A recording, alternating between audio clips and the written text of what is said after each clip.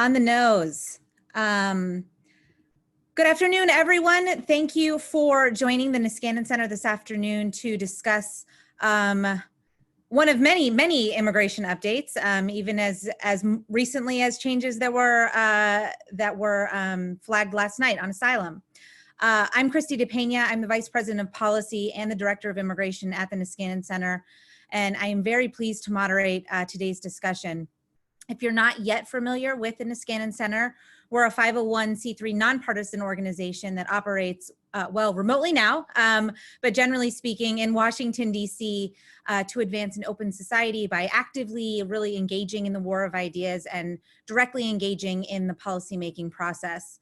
We work with both Republicans and Democrats on a number of issues like climate science, like poverty and welfare, and of course, most relevant for this discussion, for immigration as well. We're so pleased to be joined today by our guest speaker, Doug Rand.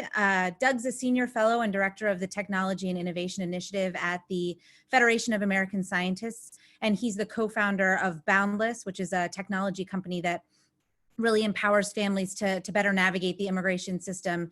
And if you haven't visited the Boundless website, you should. There's a lot of good research and materials there as well. Doug also served in the Obama White House for over 6 years as Assistant Director for Entrepreneurship in the Office of Science and Technology Policy. He's a graduate of Yale's Law School and their School of Management, and has a master's and undergraduate degrees from Harvard, where he studied, and I did not know this about you, Doug, evolutionary biology. Very interesting. And of course, we're happy to be joined by Niskanen's Matthew La Corte, who is our government affairs manager for immigration. He leads all of our department's legislative outreach efforts. He focuses on Daca, work visa issues, and most poignantly on a lot of refugee issues. His writing has been published all over the place, and his research and commentary have been featured in NPR, the New York Times, the Washington Post, the Wall Street Journal, pretty much any outlet that you can think of. Matthew graduated from Hofstra University in New York with degrees in both political science and in economics. So today, Doug and Matthew are going to have a conversation that hits on a number of different issues, from naturalizations and some of the research that both of our organizations have done there, USCIS insolvency and their looming bankruptcy, some public charge issues. We are going to do a quick overview of many of the bans that we have seen since the beginning of this year related to not only the coronavirus crisis, but also now potentially we'll get into the new asylum rule that was unofficially published last night, but we expect to be officially published on June 15th.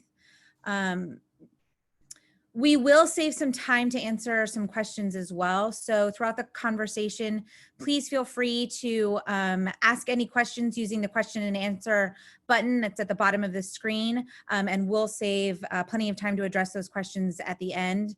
And just as a heads up, because this happens in almost every Zoom webinar that I've been on, we all intermittently experience some technical issues. We have double checked everything, but if one of us freezes or goes out, we will continue, and hopefully we'll get everything back on board as soon as possible. So just bear with us. So I will turn it over to Doug and Matthew to get started. Doug? Great, thank you, Christy. I really appreciate it, and really have long appreciated and relied on the great work that the Niskanen Center does on immigration, among many other issues. So, I mean, obviously we could make this a 12-hour series or event. We won't, mercifully, but there's so much happening right now in terms of immigration policy changes. And I thought we'd kick it off with what's going on with U.S. citizenship, which is kind of the last stop and the achievement of the American dream for so many people who want to call the United States their home, and which is an issue that's easy to miss underneath the layers and layers of other immigration changes, not to mention other urgent headlines that that everyone's grappling with right now. Basically, when the COVID pandemic hit mid-March, USCIS, that's U.S. Citizenship and Immigration Services, the federal agency which is part of DHS that more or less runs our legal immigration system domestically. They made a completely defensible decision to shut down all of their local field offices that conduct all of their live interviews because that was too risky. And they only just started reopening some of these offices in a limited way just within the last week or so. But this presents a serious problem, which is one of the major things that require historically an in-person interview is naturalization. So I mean, the naturalization process for most people is you become a permanent resident of the United States, and typically 3 to 5 years later, you're eligible to become a US citizen if you so desire. You have to fill out this complicated application. Several months later, you get an interview scheduled. You go to your local field office, you get interviewed by an immigration officer. If all goes well, you pass the English test, the civics test, and you're approved for citizenship. But that's not quite the last step. Then you have to actually take the official oath of allegiance to the United States, which on rare occasions could happen the same day, but usually happens 1 or 2 months later at a beautiful group ceremony. Could be a couple dozen people at a courthouse, could be thousands of people in an arena. It's a really moving thing. If you've never been to one, I highly encourage it. However, in the time of the coronavirus, those ceremonies have become, or the lack of those ceremonies has become a really unconscionable obstacle for people who are 100% eligible to become US citizens, and particularly in the context of a looming national election. Yeah. So at Boundless, which is the company I co-founded to help immigrants navigate the immigration system more affordably and with more confidence, we help a lot of people apply for citizenship. And so we thought, well, wait a second, how many people is this going to affect? The math is not that difficult. There's more than 750,000 people are approved for naturalization in an average year. So that breaks out to about 63,000 people per month. So that means as of the moment that, and again, they're, figure about 2 months between being approved for citizenship and then actually taking the oath and becoming a citizen. So that means 2 months worth of people were queued up and ready to take their oath as of the end of March, and then just got put on hold. So that's 126,000 people potentially who had their American dream frozen. And if they aren't able to take the oath before mid-October, when voter registration deadlines kick in, they're not gonna be able to vote in November, even though that, no matter where you are in the political spectrum, there's absolutely no conceivable argument why these people shouldn't be citizens. Again, they've already passed every hurdle. The only thing they have to do is recite these magic words, which are beautiful words. Takes about 2 minutes to recite these words to become a US citizen, turn in their green card, become a citizen. And the problem's even worse than that, because there's also a lot of people who haven't even had their interview yet, who would have by now, but for COVID, and would have passed their interview by now and would have become citizens. So we're looking at potentially somewhere almost approaching 500,000 people might be denied the right to vote this November if USCIS doesn't ramp up its citizenship interviews and its oath ceremonies. And this has become a big issue. I think a lot of reporters who normally wouldn't cover this are covering it because of the political implications. Yeah. And before I turn it over to Matthew, I would just say, USCIS has given some really, I think, let's say, to be kind, some incomplete responses to why they're not dealing with this issue more. They're saying, their official spokespeople are saying, oh, well, we're reopening, we're having these they don't say baby, I'm saying baby. We're having these, small scale, socially distant oath ceremonies. We're really prioritizing that. That's great, but that's not going to get 500,000 people naturalized by November. They're also saying, well, we can't possibly do remote ceremonies over Zoom or some other platform because that's against statute and it's against regulations and it's logistically difficult. None of those are actually stand up to scrutiny. I mean, look at us right now. The entire country is on Zoom. DHS is on Zoom for removal proceedings and other things, right? I mean, it really doesn't pass the laugh test that USCIS couldn't get its act together and just start churning through oath ceremonies via Zoom when the entire world has made that accommodation on everything else. So, Matthew, you talk to folks in Congress way more frequently, and I think persuasively than I do. So, I'd love to get your take on: is Congress going to do anything about this?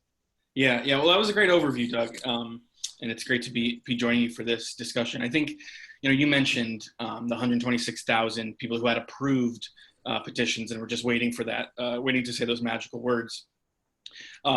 Last week, USCIS offices opened, some offices opened, and they have rolled out this number. 2,000 people were naturalized in the first week since USCIS offices reopened. So taking the 126,000 number, they are celebrating these 2,000 people, which it's phenomenal. We welcome them as the newest American citizens and our newest neighbors. But so now we only have 124,000 people that would have naturalized sometime in the last 2.5 months, which doesn't even get to the point of how many people would have been interviewed and in that pipeline in the first place. And so, and coincidentally, 2,000 people is how many they normally naturalize in a day.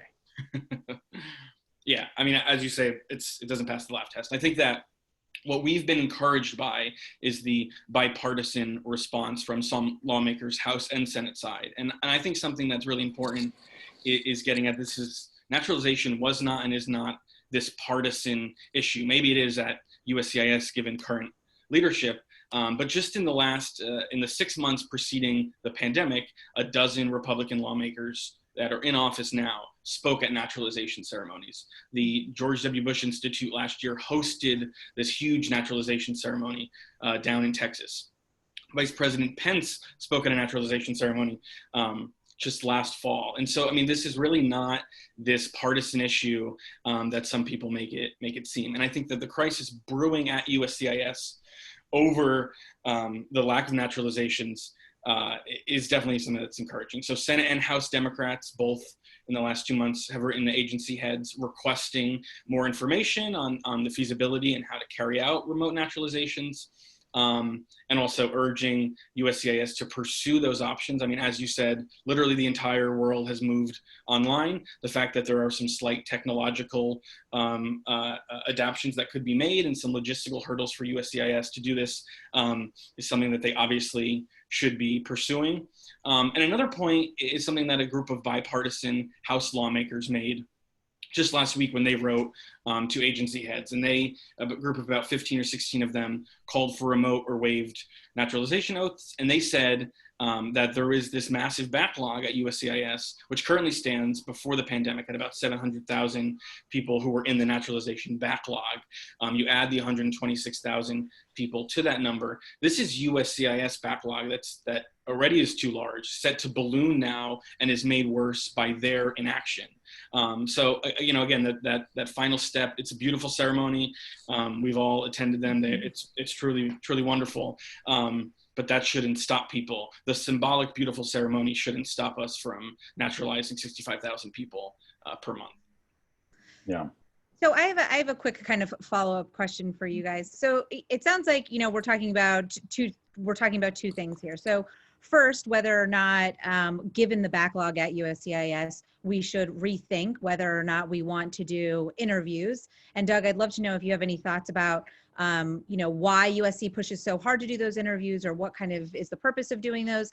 And then even if interviews does seem to be an integral part of the process, whether or not those interviews and the resultant ceremonies can be done remotely, not only just now, given that we have, all of these constraints related to coronavirus, but, moving forward to potentially expedite getting out of this backlog. Do you think, what's kind of the rationale behind that? And maybe the second part of the question is for Matthew. Do you think that there's really an appetite for supporting more remote, processing, in the long term? I'm glad you asked that question. And I guess I should say, in full disclosure, the company I co-founded does better when more people naturalize. But this goes much deeper for me. So does America. Yeah, exactly. No, I mean, let's be real. I mean, we've talked about the right to vote. That's what comes to mind first as like the major privilege of becoming a U.S. citizen. But that's not the only thing, and that's not even the primary motivation for a lot of people. Yeah. There are 9 million people in this country at any given time who are permanent residents eligible to naturalize, and only about 1 million max actually get it done every year. And those who do get it done, on average, do a lot better. So there's a wealth of research showing that naturalized citizens compared to people who stay permanent residents long-term have higher incomes, have more assets, are better integrated into their communities. And that's why, again, I think it's an area of bipartisan agreement that we want to encourage naturalization. It grows the economy and strengthens our communities. And, you know, there are other benefits for the individuals who naturalize as well. You have a passport that you can, well, under normal circumstances, travel freely without getting stopped at, you know, at borders with, you know, potentially unwelcome harassment. You can work in federal jobs, which you couldn't before. You can sponsor more of your relatives to join you and have more family unification. So it's just all good for everyone. And even if you're a hardcore restrictionist, I just want to say this as a chat, you know, to be a little provocative. Like, this is one of these weird areas where if even hardcore immigration restrictionists were intellectually consistent, they'd be pro-naturalization, because this isn't about people coming here, right? This isn't about people taking jobs. These are people who are already here. They're already permanent residents. They can stay in the United States for the rest of their lives if they want. Why wouldn't you want them to become citizens and be better integrated, or in the words of immigration skeptics, assimilated, right, into the United States? If you're pro-assimilation, you should be pro-naturalization. Anyway, so getting to your question, Christy, yeah, I mean, I think naturalization is good. We all know this. We want it to happen more. We should be pulling out all the stops to make it, I wouldn't say like frictionless. Like Congress has said, you need to pass an English test. You need to pass a citizenship test. You need to be of good moral character. Like, there are baseline requirements that should be respected. But beyond that, yeah, I mean, like, if somebody wants to be naturalized on the same day that they have their interview, yeah, why not? Just do it. People shouldn't have to, you know, be forced to wait an extra couple of months. The backlogs are outrageous. You know, the average wait time right now between applying for citizenship and taking the oath before COVID was 10 months.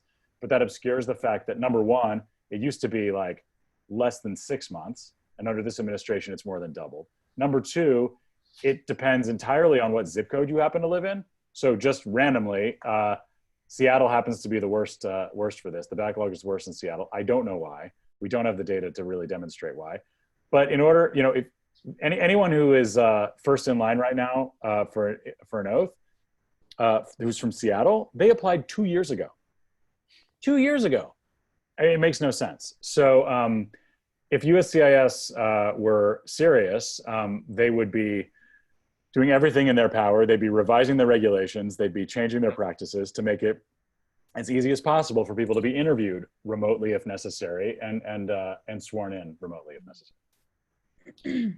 Yeah, so what's happening right now are these small ceremonies, in USCIS's words, in which these very small groups in masks doing, you know, with a chair 6 feet apart from one another, doing social distancing, are having these ceremonies in field offices across the country. Some are doing these outdoor ceremonies where, you know, there's an example in Pennsylvania from 2 weeks ago, 5 people on the steps of some courthouse, and they become American citizens, and everyone has their flag, and that's wonderful. There's this new thing, drive-by naturalization ceremonies. Drive-through. I think they're doing both, maybe. Go ahead. Yeah. So there's a video from a reporter down, I think in Florida, from Monday or Tuesday of this week, in which somebody just drives up. They administer the oath with the person in the backseat of the car. Their whole family's in the car, and then they become an American citizen, and that's wonderful. But this idea that the oath or the ceremony is crucial. Obviously, you have to do the oath, but you don't have to do that in person. Someone said it was analogous to, you know, graduating high school, but not getting your diploma because you didn't get into the class photo. I mean, you know, it's really a case of a 30-second or 60-second oath that can be done in different ways. And so one of the things that USCIS has said is that they can't provide remote oaths because the applicants need to give up their green cards in the process, something that obviously can be done through the mail and as a minor logistical hurdle. We still have a postal service. Might as well take advantage of it. Another thing they said was, they have to be in person. And so we need to bring people to these locations, these field offices, and make these ceremonies happen. That's part of their own regulation, subject to change. And the statutory requirement of a public ceremony, again, which plays into this kind of beautiful symbolic nature of people coming together to become naturalized citizens, is already waived for individuals when there is, quote, a sufficient cause. And so to say that a pandemic that has killed 115,000 Americans so far is not sufficient cause to ensure that we're being as safe and healthy as possible in not doing these in person, I think is just kind of ridiculous. Christy, on your question of is it possible, I think that there's a lot of interest. I mean, we've heard from a lot of members of Congress who have not spoken publicly that are worried and concerned about something like this. I think it's hard to think about things after COVID, but right now, and even before we get to a fall potential resurgence of the virus, there are people who are at risk, who are immunocompromised, who are older, who shouldn't be in any of these ceremonies, whether they're drive-through or by or in a small area or whatnot. This is something that should happen, and we can have a larger conversation about, the future of naturalization. But in the short and medium term, while there isn't a vaccine, obviously this is something that USCIS should pursue, and I think there is interest in pushing the agency. But at the end of the day, it's a lift to get Congress to pass something on this specifically, and I think it's not realistic to imagine USCIS taking those steps to be proactive. Yeah, and I mean, tragically, and I think tellingly, this administration kind of speaks out of both sides of its mouth. So if it wants to, ban asylum seekers or, any number of other things, like, oh, that's against our own rules. Oh, we'll change the rules overnight. We'll waive all the, normal public notice requirements, like go. Whereas when it comes to naturalizing people who are eligible to become, newly minted U.S. citizens, like, whoa, our own reg says we can't do that. So slow down there. I mean, it's totally inconsistent. It's a great point. Yeah. And I want to hit on something that you said too, Matthew. I think it's important to note that, before 2020, there were a fair number of lawmakers who were looking at USCIS and were really looking at, some of these backlogs, and we're looking to correct them. In a report that AILA put out, they said that between 2014 and 2018, the average processing time increased by 91%, and the backlog of delayed cases grew from 544,000 to over 2.4 million cases in that time frame, which is an astronomical rise. And I think it's an important point to make, and it's part of the the introduction of the Case Backlog and Transparency Act that I know that both Niskanen and Boundless have worked on, is that we really need more data to understand, in some cases, why these backlogs are happening, and to make sure that we can better understand really what's going on at USCIS. It seems to me, and potentially you guys can expound on this as we transition into talking about how the insolvency of USCIS, how it's really difficult to know what is going on there without more transparent measures put into place. Yeah, so I'll touch on that, and then I want to make one more comment on naturalization, and I can hand it over to Doug on USCIS. So last summer, 38, if I have it right, senators, totally bipartisan, sent a letter to USCIS that outlined a lot of these findings from AILA, trying to provide some oversight on an agency that seemed like all its processing times were ballooning, and an agency that was at least hinting at running out of money, which we'll get into. And I think that they're, if we're imagining USCIS as trying to do customer service, they are failing miserably. And I think that this bill that Chrissy just mentioned, which is a House bill, bipartisan, which provides for a GAO study to look into these backlogs and makes USCIS report on its own policies and how that is linked to the ballooning of their own processing times, I think is the sort of thing to move forward and have a bipartisan oversight agenda on this agency. And Doug will get into a little bit of that as well. On the final piece on naturalization, we don't want to act like COVID is the first time that the Trump administration has sought to make naturalization more difficult or more expensive or harder. So a final rule is expected this summer that would increase the citizenship application fees by hundreds of dollars. It would increase green card application fees by almost $1,000, and it would eliminate most or all waivers for applicants who were lower income. And so, I mean, the 4-year legacy of the Trump administration on naturalization is worse processing times, is making naturalization more expensive, more difficult process, and then ultimately this COVID crisis, which we still have months to go, and seeing how the agency deals with this. But they have done their best to make naturalization a more difficult proposition, and I think that's something we want to keep in mind in terms of a 4-year view of the administration. And then, Doug, if you want to start to get into some of the insolvency, Yeah, which is another huge issue. Despite raising fees, sorry. and I was going to say, despite raising fees, Despite we're raising now fees, looking yeah. at bankruptcy. So I've been doing a very geeky deep dive on this issue over the past couple of weeks, so I'll try to keep it entertaining. But a few weeks ago, the leadership of, actually, speaking of leadership, before I say another word, I think it's so important to just acknowledge the really commendable work of the civil servants at USCIS, who are not political and are trying to do their jobs under, a lot of challenges, both posed by the pandemic and kind of managerial chaos within their agency. Yeah. Often lifers in terms of government service. And the fact that they're experimenting at the local level with things like the drive-through naturalization and the steps of the courthouse. I mean, they're trying to do their best by and large, and they could do so much more, and they would do so much more if they had different leadership, allowing them to use all available technologies and reasonable procedures. So when we talk about USCIS in a negative way, we're talking basically about the political leadership, and by and large, not about the rank and file civil servants who are trying valiantly to do their jobs.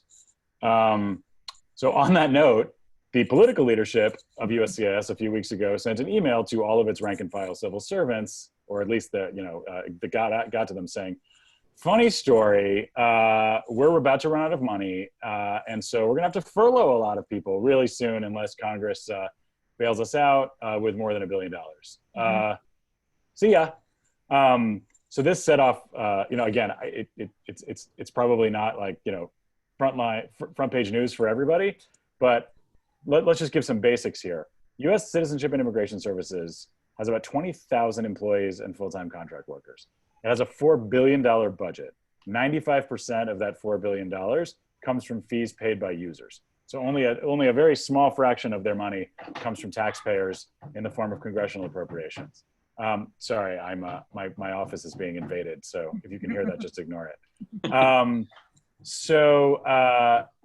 So what we've got is a situation where USCIS is, the only way it makes more money is by getting more revenue in the form of fees from its users. Every 2 years, it's authorized to review its fees and, if necessary, issue a regulation to raise those fees.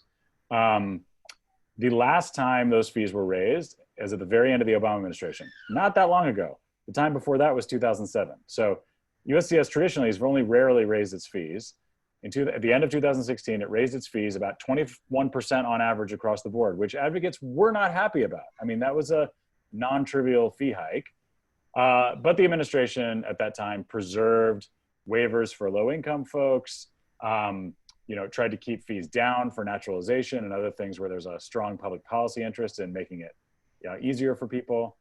So that was just 3.5 years ago. As a result of that fee increase, the Trump administration inherited a growing surplus. So USCIS's budget went up, or its revenues went up. Its sort of rainy day cash cushion went up and up and up. And then came COVID, and all of a sudden, the agency is saying to Congress, "Oh, we're totally out of money in a month, and we need $1.2 billion from taxpayers.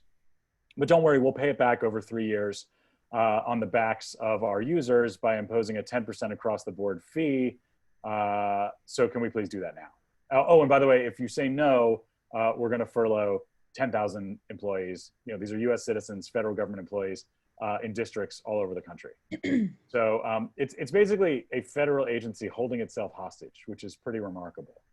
Before I turn it over to Matthew, I mean, just a couple of quick points about how we got here. I think, once again, USCIS's leadership is being disingenuous in the extreme by trying to blame this all on COVID. They're saying, oh, you know, just out of nowhere, the COVID crisis hit, people stopped applying for naturalization and green cards and other things. So our volume went down, our revenues went down. That is all true. But just before that crisis hit, they were already running on fumes after having inherited a historic, you know, surplus. So why did they enter this crisis with no cash cushion? There's a couple of reasons. Number one, they hired a ton of new employees. So under a Republican administration, the bureaucracy grew and government got bigger. Query why? As best as we can tell, they hired a bunch of new officers to detect fraud. Like they wanted to double the number of officers who do nothing but detect fraud, based on no evidence that the public has seen that fraud is, you know, in any way worse now than it has been in the past. And number two, they did hire a bunch of new like frontline officers to try to deal with backlogs. But the reason the backlogs have gotten so much worse in the first place is because of like over 100 different policy decisions that the Trump administration has made that make getting every kind of visa and green card and work permit more difficult than it was 3.5 years ago.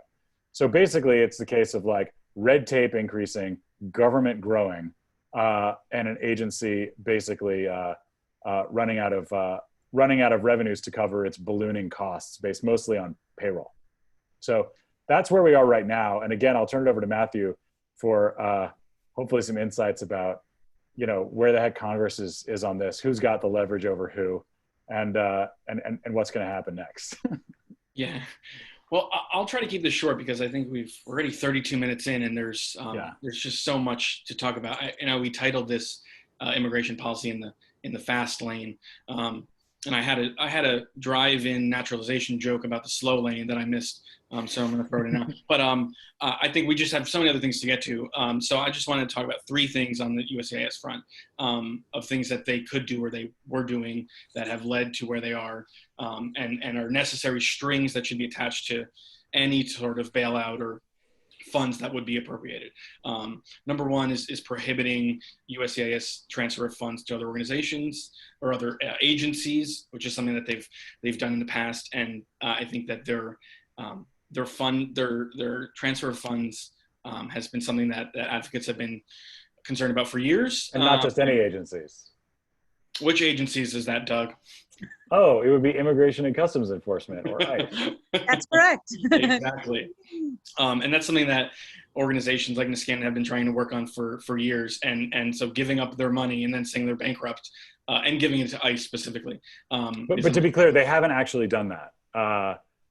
Right? I mean, they've asked Congress for permission to do that. Right. If they have actually done that, that would be an even more massive scandal than what we're talking about right now. Right. The second and third thing are the just amount of interviews that have to be given for almost any petition at this point, and the increase in interviews. And then third, the increase in requests for evidence, which have skyrocketed, which have slowed down processing, worsened those and ballooned processing times, and just made it more expensive. And so changes to those 3 are necessary. AILA has a phenomenal letter from a couple weeks ago that outlines questions that they would like answered by USCIS and some policy recommendations. And I'd recommend that to anyone who is listening. And again, I mean, I would venture to get, I mean, I know for a fact that the Obama administration, under these circumstances, would be pulling out all the stops to, you know, make, you know, pull up the agency by its own bootstraps and like, you know, solve the fiscal problem on its own through better service. I would venture to guess the same would have been true under the George W. Bush administration. I mean, this is really about, you know, a government agency doing its job, and fulfilling its mission. It shouldn't be partisan. So go ahead, Christy. I was just going to say, I think that's exactly right. And I'm going to loop it back to the CASE Act, which is, which is certainly not a priority for a lot of lawmakers right now, but it is really something that they should consider. And hopefully either potentially a future Biden administration will consider looking into increasing the amount of transparency that's happening at USCIS, because it's critically important to really understanding not only, why these backlogs are happening, but if there really are cases of fraud, if there, are tons of incidences of fraud, which, we hear about anecdotally, but when push comes to shove, we don't see a lot of evidence of the fraud. So really to better understand what exactly is happening and whether or not this agency really does need, government support, or whether we need to rethink fees, all of that requires more information and more data. And the only way that we're going to get that done is if Congress passes a law to do so. Yeah. Yeah, and an agency, just real quickly, an agency that doesn't have a lot of credibility in making these requests makes that entire process more difficult. Where let's have those conversations and let's try to figure out solutions to problems. But when they have already gone out of their way to be hurtful in the ways they can be hurtful, and then not take steps to be more proactive when other situations present themselves, they make it more difficult to imagine that they need the assistance they're asking for. So let's switch gears for a little bit and talk about an agency that does issue sweeping new regulations. And let's talk about some public charge issues. So Doug has spent a considerable amount of time kind of reviewing the public charge rule, analyzing its impacts. It took effect officially in February, I believe, of this year. Yeah. What we know now is especially disastrous timing, given what's happening with the coronavirus. So Doug, can you talk a little bit about what the public charge rule really is, how it's impacting immigrant communities now, especially in light of COVID-19, and what we're waiting for in the future? Yeah, thanks, Christy. And I know we're short on time and there's so much more to talk about. So I'll try to be incredibly brief on this one so we can move on to all the other bad stuff.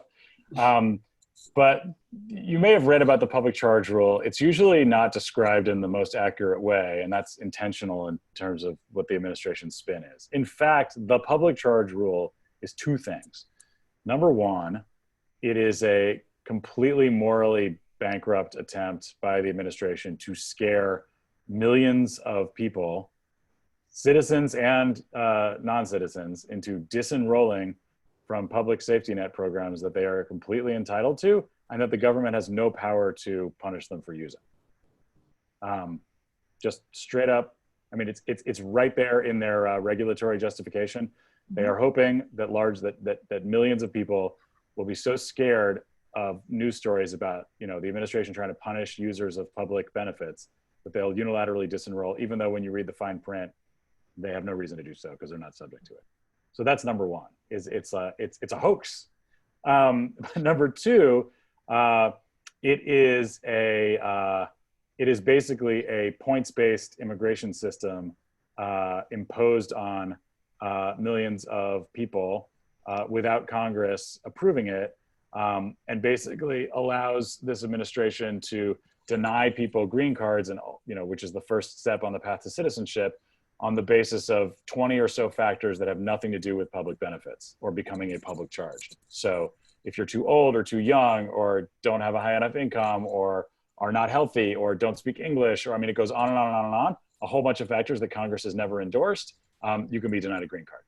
It also has the impact of, creating an immense new amount of red tape that is exacerbating the agency's financial woes. And the last thing I will say before I encourage us to move on is that while it was a pretty terrible idea before the pandemic, now it is literally killing people because an undetermined but no doubt large number of people all across this country are not going to get tested for COVID, not getting treated for COVID, because they think it's going to jeopardize their future immigration status and imperil their families. There are hundreds and hundreds of pages of evidence of this happening, which is why a number of AGs and other groups have gone back to court to try to, enjoin or freeze this horrible policy. And so it remains to be seen. Just yesterday, Circuit Court in the Seventh Circuit upheld an injunction. It won't take effect until the Supreme Court weighs in, but there's some weird procedural things that might allow the Second Circuit to bring back a nationwide injunction. We're in really uncharted territory legally here, and so it's just something to watch. I would just say it's appalling that both this administration and 5 justices on the Supreme Court seem unconcerned about the really deleterious effects of this rule in a time of pandemic. Mhm. And I think it's important to note that this kind of rule is really ignoring the contributions that immigrants make, especially by requiring a projection based on whether or not somebody is likely to use benefits, and those projections can be in the future between a year or 3 years. And it inevitably will chill the ability of people to access public benefits based on a projection that may or may not come true. And to unceremoniously kind of switch topics, I do want to talk a little bit about some of the other barriers that the Trump administration is considering putting in place against some other non-immigrant populations. For a long time, we've heard rumors about pending regulations either limiting or shutting down the OPT program and the H-4 program.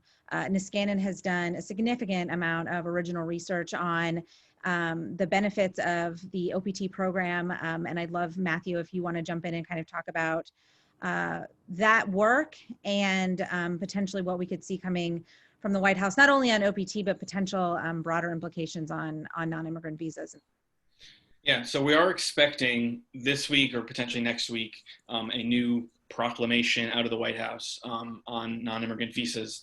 So that's something that we can get into. I think to take a step back before we start this conversation, the administration is trying to make, they're trying to carry out a policy agenda that they've been trying to carry out for years on a number of immigration topics. And so what we're seeing at the southern border with the asylum system, they're using a CDC order to essentially create the asylum system that they want, which they can expel all unauthorized immigration at the southern border, including from unaccompanied children.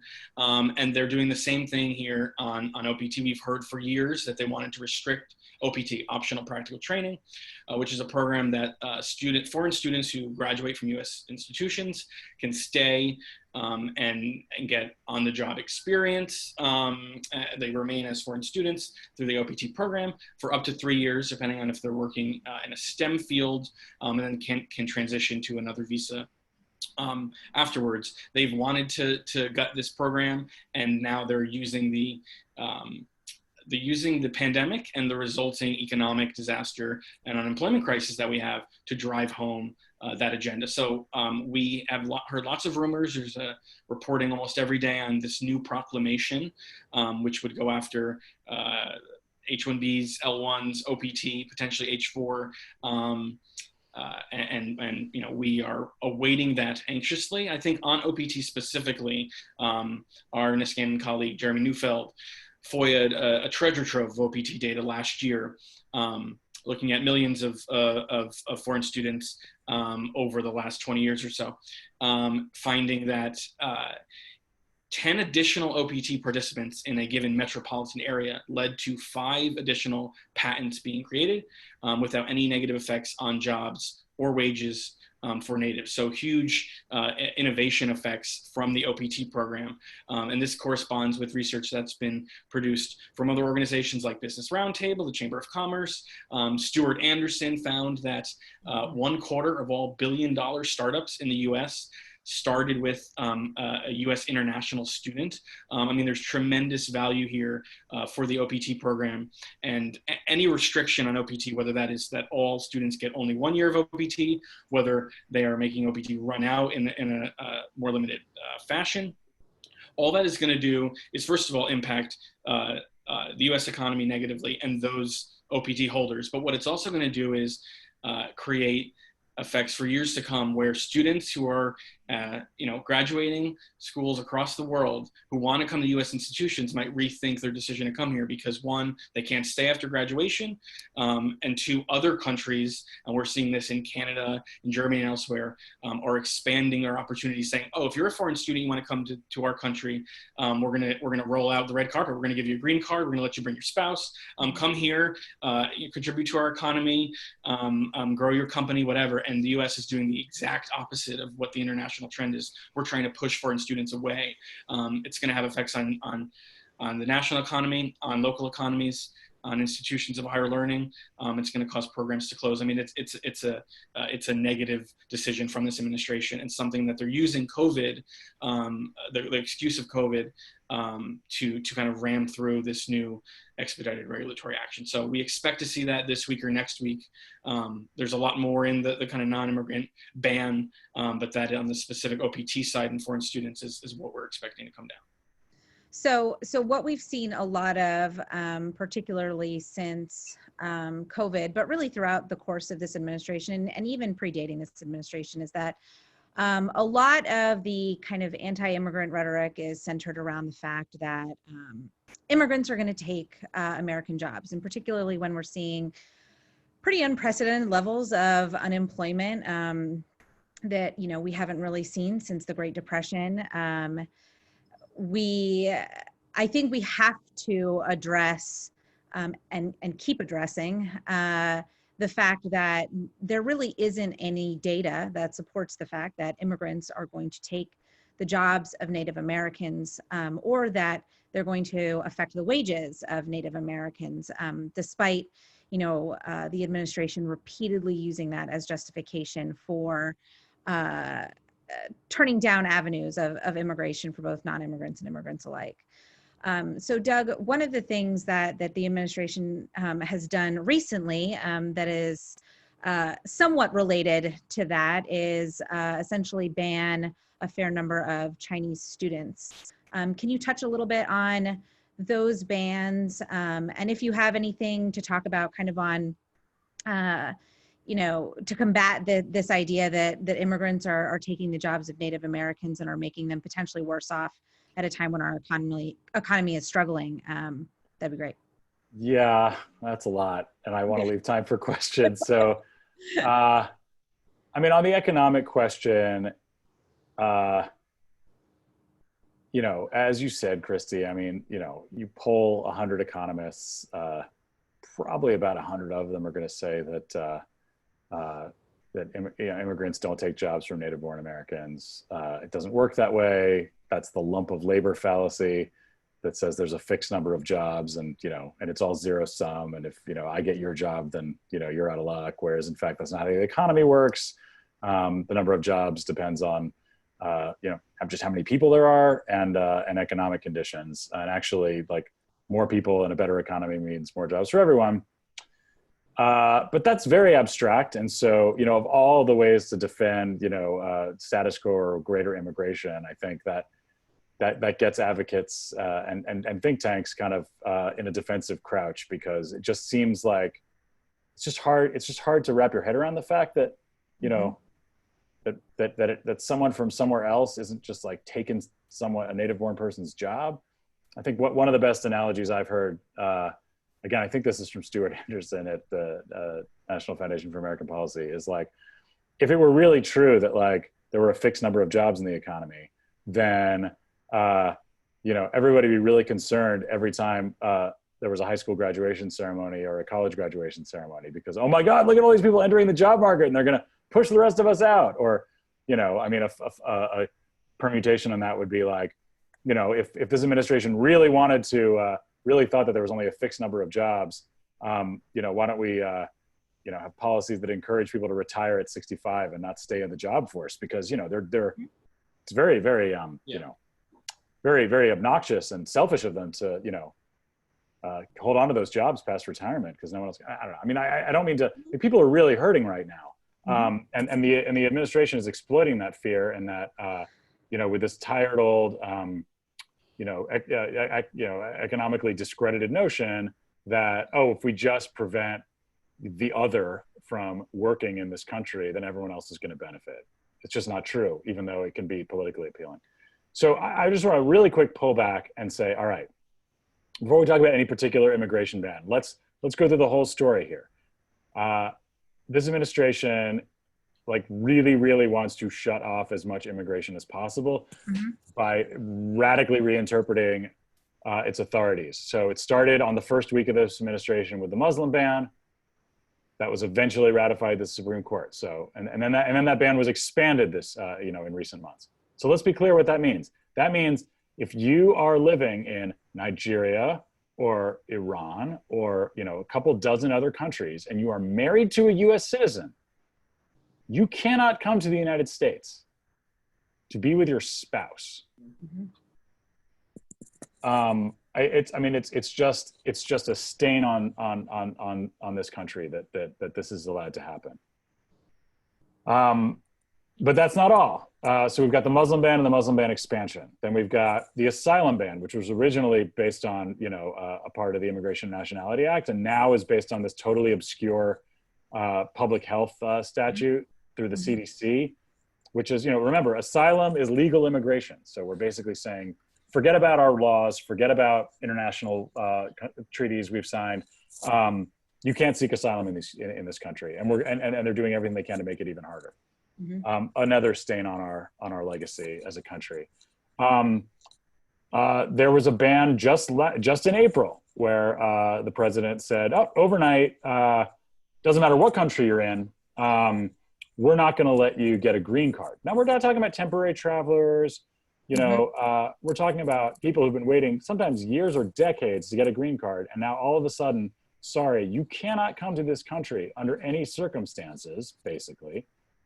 The only exceptions are for spouses and minor children of US citizens. So there's that. But if you're the spouse of a US permanent resident, nope, Right. Can't live together. And this is affecting a huge number of people. Our research at Boundless indicates this is about a third of legal immigration. So think about that.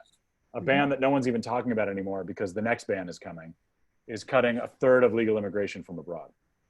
And it's also very, very racially disparate in terms of the countries people are coming from that are more likely to be banned. Okay, what am I missing? Oh, and then, yeah, just a couple of weeks ago, let's ban an unspecified number of Chinese graduate students from coming to the United States if they have some nexus with the Chinese security apparatus, which is very undefined and which the public will probably never see. Right. So did I miss any? Oh, and then there was a ban of anyone who doesn't have healthcare coverage when they come to the United States, but that's been held up in court. So that hasn't actually been gone into effect yet. Matthew, did I miss any bans? Like just wholesale bans? I think that's all the bans. I think you got them. It's all the bans? Yeah. So that's already, these are already happening. And the only reason that the temporary worker visa ban that Matthew was talking about hasn't happened yet is that it has really powerful advocates in the form of like the business community that actually have the ear of some people in the White House who aren't Stephen Miller. But it looks like they're going to lose in the end. So yeah, that's where we are. And to be clear too, the ACLU has also recently filed suit against the CDC for the most recent extension of the closure of the southern border to asylum seekers.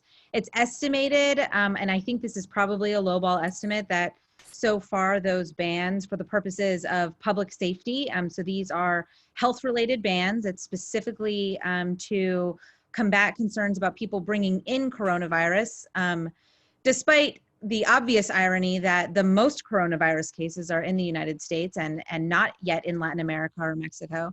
And that we've been sending detainees back to Right. Central America to, who are COVID positive. Yes, and in fact, we've been exporting more positive cases of people with COVID-19 back to their home countries. That's a great point, Doug.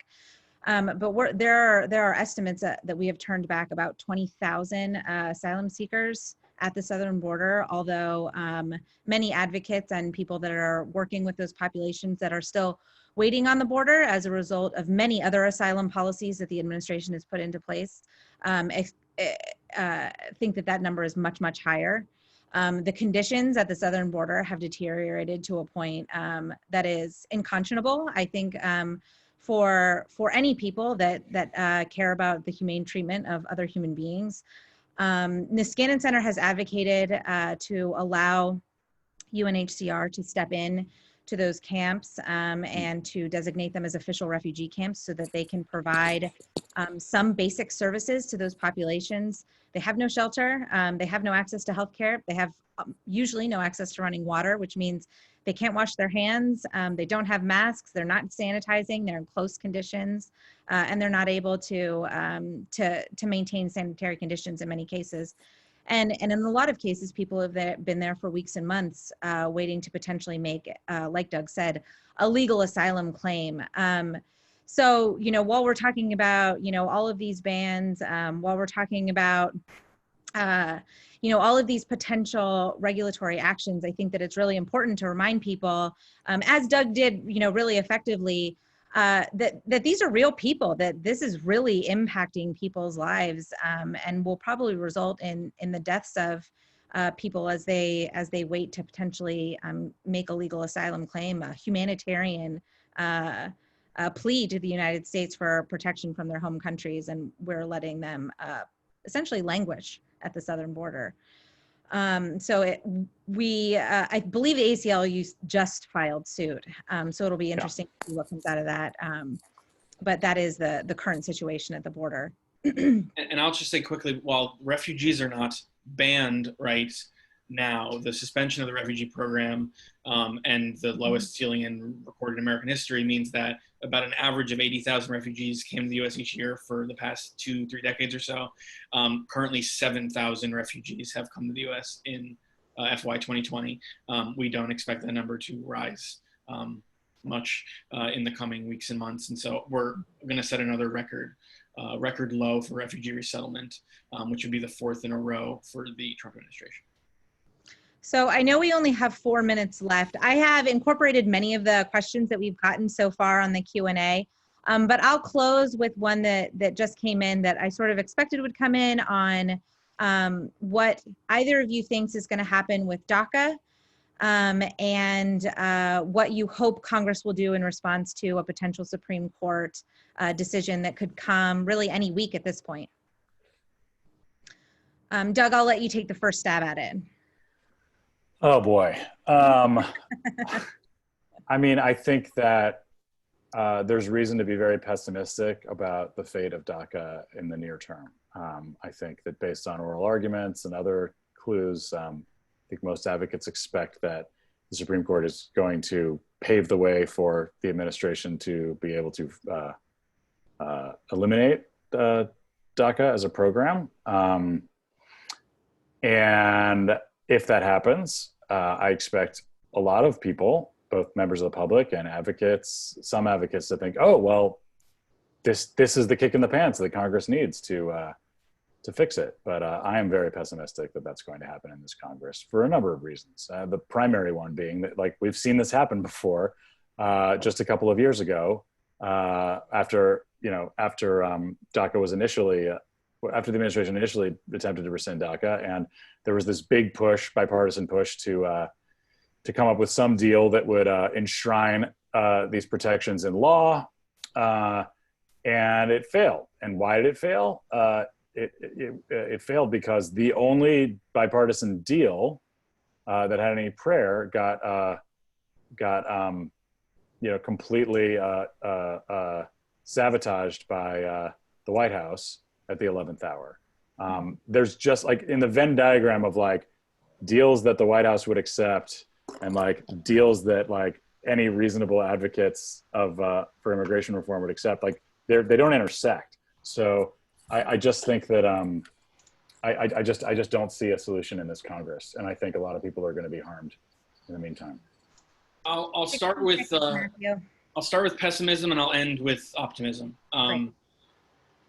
The last time the U.S. passed comprehensive immigration reform or a large immigration package, it was either 86 or 86, 90 or 96. I mean, it's a long time ago. It's really hard to do immigration reform in this country. With Donald Trump in the White House, as Doug said, there have been deals on the table before. It's even harder. In an election year, to do immigration reform is a near impossibility. In the middle of a pandemic, in an election year, with President Trump doing immigration reform, it's as close to not happening as many people would want to put some money on if you're a bettor. But I will say the conversation on the Hill in recent weeks is that there is some interest in just kicking this for 6 months or a year till after the election. It's so difficult to get a deal in this climate. If the Supreme Court allows the administration to terminate the program, and there's 700,000 or so people who are will lose their work authorization, could be eligible for deportation. I think that there could be a large push to just say, look, we have to deal with this. It's really hard for Congress to deal with anything on immigration.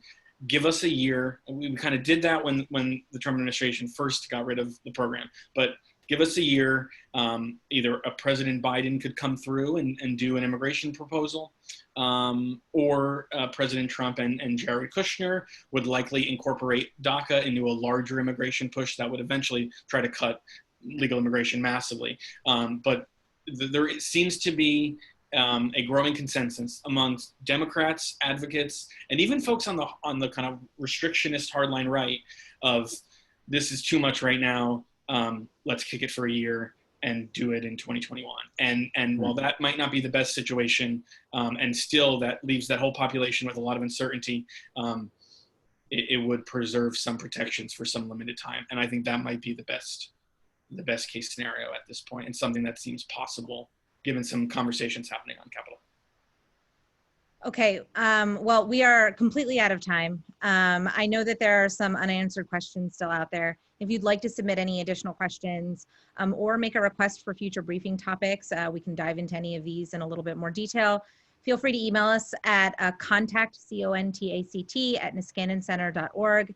Obviously, a huge thank you to both Doug and Matthew for sharing your expertise and your insights, and of course to our audience for taking the time to join us. You can find more about our work at niskanancenter.org, and we hope to see you next week to discuss some drug patents and COVID-19. Have a great afternoon, and thank you guys. Thanks everyone. Thank you. Take care.